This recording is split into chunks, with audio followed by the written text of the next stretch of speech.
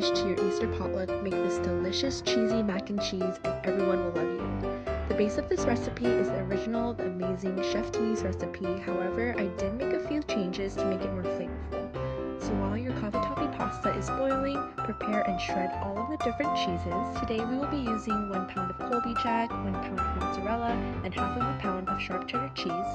If you want a smokier flavor, feel free to even use smoked Gouda instead of the cheddar. Once you have all of the cheeses shredded, toss it up and separate it in half. Now for the seasoning mixture, add in 1 teaspoon of chicken bouillon. The chicken bouillon just adds a depth of flavor to the mac and cheese, and if you've never tried it before, I highly recommend it. Then also add in garlic powder and smoked paprika. Into your pot, melt 3 tablespoons of unsalted butter, then add half of the seasoning mixture to toast all the flavors together.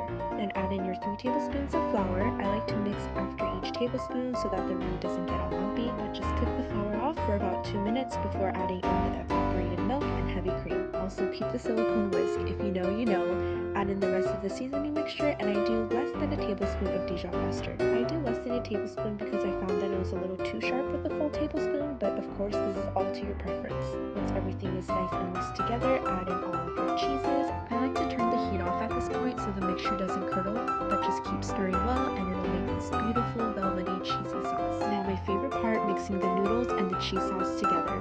I'm just gonna let the raw audio speak for itself because I know we all love to listen to this.